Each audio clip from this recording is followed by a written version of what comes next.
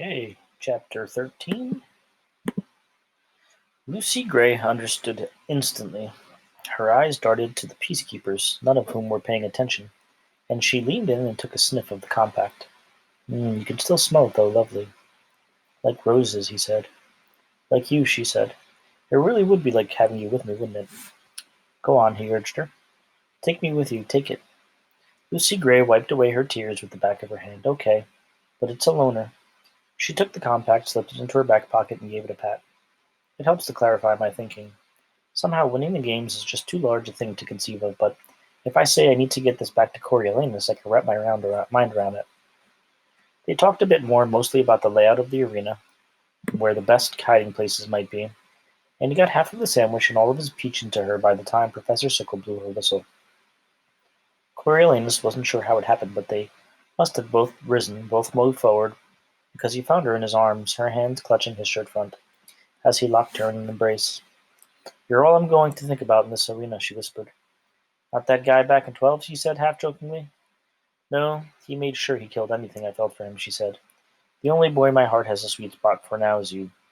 Then she gave him a kiss, not a peck, a real kiss on the lips, with hints of peaches and powder. The feel of her mouth, soft and warm against his own, sent sensation surging through his body. Rather than pulling back, he held her even tighter as the taste and touch of her made his head spin. So this is what people were talking about. This was what made them so crazy. When they finally broke apart, he drew a deep breath as if surfacing from the depths. Lucy Gray's lashes fluttered open, and the look of her eyes matched his own. They simultaneously leaned in for another kiss when the peacekeepers laid hands on her and led her away. Festus nudged him on the way out of the hall.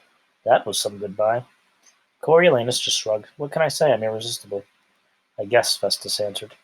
I tried to give Coral a reassuring pat on the shoulder, and she about broke my wrist. The kiss had left him giddy. Beyond a doubt, he crossed a line, but he didn't regret it. It had been amazing. He walked home alone, savoring the bittersweet parting, electrified by his daring. Maybe he'd broken a rule or two by giving her the compact and suggesting she fill it with rat poison. Who knew? Was no real book for the Hunger Games. Okay, he probably had. But even so, it was worth it for her. Still, he wasn't telling anyone, not even Tigris.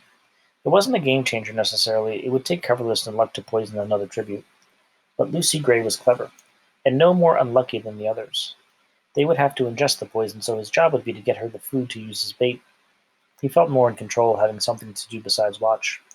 After the grandmam had gone to bed, he confided in Tigris, I think she's fallen in love with me. Of course she has. What do you feel for her? She asked. I don't know, he answered. I kissed her goodbye. Tigris raised her eyebrows. On the cheek? Nope, on the lips. He thought about how to explain it, but all he could muster was, she's something else. Which was undeniable on so many levels. The truth was, he didn't have much experience when it came to girls, and even less when it came to love. Keeping the Snow situation a secret had always been the top priority. The cousins rarely had anyone to the apartment, even when Tigris had fallen hard in her final year of the academy. Her reluctance to bring her sweetheart home had been taken as a lack of commitment, and had been a deciding factor in the breakup. Coriolanus took the incident as a warning not to become too deeply entangled with anyone himself. Plenty of his classmates had been interested in him, but he skillfully kept them at arm's length. The excuse of the broken elevator had come in handy, and the grandmam had several fictional ailments that required absolute quiet. There had been that one thing last year in the alley behind the train station, but that wasn't really a romance so much as dear Festus had put it up to it. Between the Posca and the darkness, the memory was sketchy at best. On reflection, he had never even learned her name, but it had earned him the reputation of being rather a player. But Lucy Gray was his tribute headed into the arena, and even the circumstances were different. She'd still be a girl from the districts, or at least not capital. A second-class citizen, human but bestial, smart perhaps but not evolved, part of a shapeless mass of unfortunate barbaric creatures that hovered on the periphery of his consciousness. Surely, if there'd ever been an exception to the rule, it was Lucy Gray Baird, a person who defied easy definition. A rare bird just like him. Why else had the pressure of her lips on his turned his knees to water? Coriolanus fell asleep that night, replaying the kiss in his head. The morning of the Hunger Games dawned bright and clear. He readied himself, ate the eggs Tigris prepared for him, and made the long, hot walk to the Capitol News. He declined the thick makeup that Lucky had spackled on his own face, but allowed a light dusting of powder, not wanting to be too sweaty for the cameras. Calm and unruffled, those were the qualities a Snow should project. The powder smelled sweet, but lacked the refinement of his mother's cake, which was tucked in the sock drawer back home. Good morning, Mr. Snow, Dr. Gall's voice snapped him to attention. Of course she was here at the television studio. Where else would she be on the opening morning of the games? Why Dean Highbottom had found it necessary to make an appearance he didn't know, but his bleary eyes peered down at Coriolanus. We hear there was quite a touching scene when you parted from your tribute last night. Uh, would it be possible to find two people less capable of love? How did they even know about the kiss? Professor Sickle didn't seem like gossip, so who was spreading it around? Probably most of the mentors had seen it. Never mind, these two would not get a rise out of him. As Dr. Gall pointed out, emotions are running high. Yes, it's too bad she's not likely to last the day, said Dr. Gall. How he hated the pair of them, gloating, baiting him. Still, all he could allow himself was an indifferent twitch of the shoulders. Well, as they say, it's not over until the Mockingjay sings. He felt satisfaction at the puzzlement on their faces. They did not have the chance to question him because Remus Doolittle appeared to inform them that the boy tribute from District 5 had passed away in the night due to complications from asthma or such. Anyway, the veterinarian couldn't save him, and they had to go off on and address his loss. Try as he might, Coriolanus couldn't remember the boy or even which of the classmates had been assigned to mentor him. In preparation for the opening of the games, he updated the mentor list he'd received from Professor Benegloss. He decided, for simplicity's sake, to cross the teams off in pairs, regardless of what had happened to them. He didn't mean to be ruthless, but there was no other way to keep it straight. He pulled the list out of his book bag now to record this latest casualty. 10th Hunger Games mentor assignments. District 1. Crossed out. Right? All these names are crossed out. You can see who they all are. And you can kind of see who's left. Right? So all these people have passed, the ones he crossed out. Alright. There you go. The number of Lucy Gray's competitors had now dropped to 13. Another gone, and a boy, too. This could only be good news for her. His mentor sheet had begun to get a bit crumbled, so he folded it in crisp quarters and decided to put it in the outside pocket of his book bag for easy access. When he opened it, he discovered a handkerchief. He puzzled a moment, since his were always on his person, then remembered that this was the one Lucy Gray had returned after drying her eyes the day he brought her the bread pudding. It felt good to have something so personal, a talisman of sorts, and he slid the list in carefully beside it. The only mentors invited to appear on the pre-show were the 7 who participated on the interview night.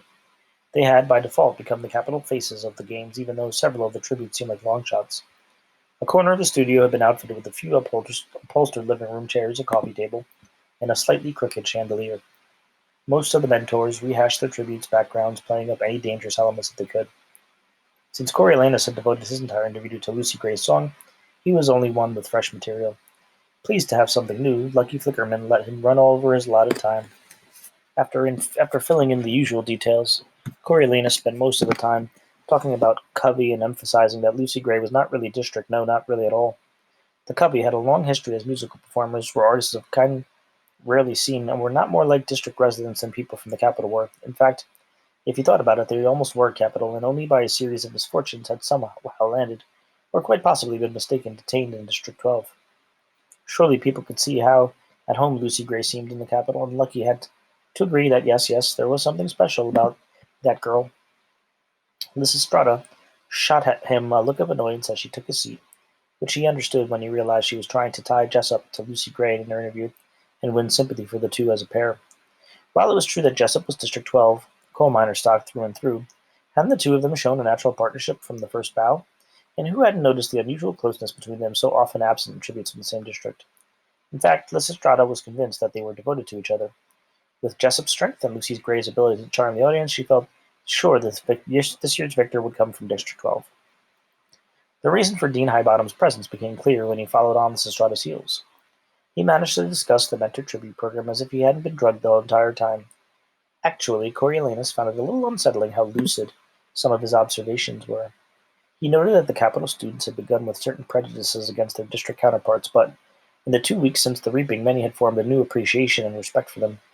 It's essential, as they know, to know your enemy.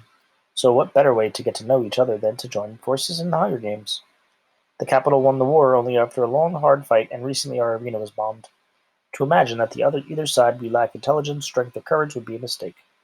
But surely you're not comparing our children to theirs, asked Lucky. One look tells you ours are a superior breed. One look tells you ours have more food, nicer clothing, and better dental, said Dean Highbottom. Assuming anything more, a physical, mental, or especially a moral superiority would be a mistake. That sort of hubris almost finished us off in the war. "Fascinating," said Lucky, seeming for lack of a better response. "Your views are absolutely fascinating." "Thank you, Mr. Flickerman. I can think of no one whose opinion I value more," deadpanned the Dean. Coriolanus thought the Dean's eye roll was implied, but Lucky blushed in response. "That's very kind, Mr. Highbottom. As we all know, I'm only a humble weatherman." "And a budding magician," Dean Highbottom reminded him. "Well, perhaps I'd plead guilty to that," said Lucky with a chortle. "Hold on, what's this?" He reached behind Dean Highbottom's ear and he pulled out a small flat candy with bright stripes. "I believe this is yours." He presented it to Dean Highbottom, the colors smearing his damp palm. Dean Highbottom made no move to take it. "My goodness, where did that come from, Lucky?" "Secrets of the trade," said Lucky with a knowing grin. "Secrets of the trade." Cars were waiting to carry them back to the academy, and Coriolanus found himself with Felix and Dean Highbottom. The two seemed to know each other socially, and they largely ignored Coriolanus while they caught up on gossip. It gave him time to reflect on what Dean Highbottom had said about the people in their districts, that they were essentially the equals of those in the capital, only worse off materially. It was a somewhat radical idea for the Dean to be putting it out there. Certainly the Grand Mam and many others would reject it, and diminished Coriolanus' own effort, which had been to present Lucy Gray as someone completely other than district. He wondered how much of that had to do with the winning strategy, and how much of it reflected his confusion about feelings for her. It was not until they were headed in the hall and Felix was distracted by a camera crew that Coriolanus felt a hand on his arm. "You know that friend of yours from two, the emotional one?" Dean Highbottom asked him. "Sejanus Plinth?" said Coriolanus. Not that they were actually friends, but that wasn't any of Dean Highbottom's business. "You might want to find him a seat near the door." The Dean slipped his bottle from his pocket, ducked it behind a nearby pillar, and dosed him with morphling drops. Before he could consider this, Lysistrata appeared in a temper. "Honestly, Coriolanus, you could work with me a little. Jessup keeps calling Lucy Gray his ally." "I had no idea that was your pitch. Really, I didn't mean to trip you up." "If we get another chance, I'll work in the team angle," he promised. "That's a big if," said Lysistrata with an exasperated huff. Soteria made her way through the crowd and didn't help the situation when she crowed, "What a clever interview, my dear. I half believe your girl was capital born myself. Now come on, you too, Lysistrata. You need your badges and comedy cuffs." She led them through the hall, which, unlike previous years, was buzzing with excitement. People were shouting good luck to him, congratulating him on the interview. Coriolanus enjoyed the attention, but there was something undeniably disturbing about it as well. In the past, these had been subdued occasions in which people avoided eye contact and spoke only when necessary. Now an eagerness filled the hall, as if much-loved entertainment awaited them. At a table, a game maker oversaw the distribution of mentor supplies. While all were given a bright yellow badge with the word mentor emblazoned on it to wear around their necks, only the ones with tributes still in the games were issued common cuffs, making them the objects of envy. So much personal technology had disappeared during the war and its aftermath as manufacturing had focused on other priorities. These days, even simple devices were a big deal. The cuffs buckled onto the wrist and featured a small screen where the tally of sponsored gifts blinked in red. All the mentors had to do was scroll down the list of food items, select one from the menu, and double-click on it for a game maker to set it delivery by drawing a motion. Some of the tributes had no gifts at all coming to them. Despite not appearing at the interviews, Reaper had picked up a few sponsors from this time in the zoo, but Clementia was nowhere to be seen, and her Kalani cuff sat unclaimed at the table, drawing covetous looks from Livia. Coriolanus drew Lysistrata aside and showed her his screen. "Look, I've got a small fortune to work with. Together, I'll send in food for both." "Thank you, I'll do the same. I didn't mean to slap at you like that. It's not your fault. I should have brought it up before." Her voice dropped to a hush. "It's just, I couldn't sleep last night thinking about sitting through this. I know it's to punish the districts, but haven't we punished them enough? How long do we have to keep dragging the war out?" "I think Dr. Gall believes forever," he said, like she told us in class. "It's not just her. Look at everybody." She indicated the party-like atmosphere of the room. "It's revolting." Coriolanus tried to calm her. "My cousin said to remember this isn't of our making, that we're still children, too." "That doesn't help somehow, being used like this," said Lysistrata sadly, "especially when the three of us are dead." Used. Coriolanus had not thought of being a mentor as anything but an honor. A way to serve the capital would perhaps gain a little glory, but she had a point. If the cause wasn't honorable, how could it be an honor to participate in it? He felt confused, then manipulated, then undefended, as if he were more of a tribute than a mentor. "Tell me it'll be over quick," Lysistrata said. "It'll be over quick," Coriolanus reassured her. "You want to sit together? We can coordinate our gifts." "Please," she said. The whole school had assembled by this time. They made their way over to the section of 24 mentor seats, which were set up in the same place they had been for the reaping. Everyone able was required to attend, whether they had a viable tribute or not. "Let's not sit in the front," said Lysistrata. "I don't want the camera right in my face when he's killed." She was right, of course. The camera would go to the mentor, and if Lucy Gray died, especially if Lucy Gray died, he was assured a good, long close-up. Coriolanus obliged her by heading towards the back row. As they settled themselves in, He turned his attention to the giant screen on which Lucky Flickerman acted as the tour guide to the districts, giving background about their industries, spiced with weather facts and the occasional magic trick. The Hunger Games had been a big break for Lucky, and he was not above accompanying his District 5 spiel on energy with gadgets that made his hair stand on end. "It's electrifying," he panted. "You're an idiot," muttered Lysistrata, and then something caught her attention. That must have been an awful flu. Coriolanus followed her gaze to the table where Clementia had just collected her communicuff. She was scanning the room for someone. Oh, it was him. The moment their eyes met, she made a beeline for the back row, and she didn't look happy. She looked terrible, really. The bright yellow of her eyes had faded to the pale pollen shade, and a long-sleeved, high-collared white blouse concealed the scaly area. But even with those improvements, she radiated sickliness. She picked distractedly at the dry patches on her face, and her tongue, while not protruding from her mouth, seemed bent on exploring the inside of her cheek. She made her way to the seat directly in front of him and stood there, flicking bits of skin randomly in the air as she examined him. "Thank you for visiting, Corio," Clementia said. "I meant to, Clemmy. I was pretty beat up," he started to explain. She cut him off. "Thanks for contacting my parents. Thanks for letting them know where I was." Lysistrata looked puzzled. "We knew where you were, Clem. They said you couldn't have visitors because you were contagious. I tried to call once, but they said you were sleeping." Coriolanus ran with that. "I tried to, Clemmy, repeatedly. They always gave me the runaround. As to your parents, the doctors promised they were on their way."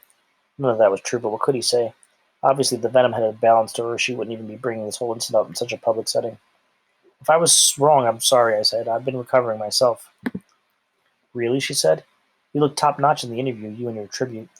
"Easy, Clem. It's not his fault you got sick," said Festus, who'd arrived in time to hear enough of the conversation. "Oh, shut up, Festus. You have no idea what we're talking about," Clementia spat out, and stomped off to take a seat near the front. Festus settled down to Lysistrata. What's her problem other than she looks like she's molting? "Who knows? We're all a mess," said Lysistrata. "Still, that's not like her. I wonder what—" Festus began. "Sejanus," Coriolanus called out, happy for an interruption. "Over here." There was an empty seat next to him, and he needed to shift the conversation.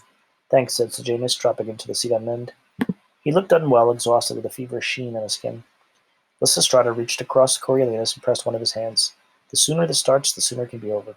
"Until next year," he reminded her. But he gave her hand a grateful pat back. The students had barely been instructed to take their seats when the seal of the Capitol overtook the screens and the anthem drew everyone to their feet. Coriolanus's voice rang out over the other mentors, who mumbled their way through. Honestly, by this point, couldn't they make a little effort? When Lucky Flickerman returned and extended his hands in a welcoming gesture, Coriolanus could see the bright candy smear from the magic trick on his palm.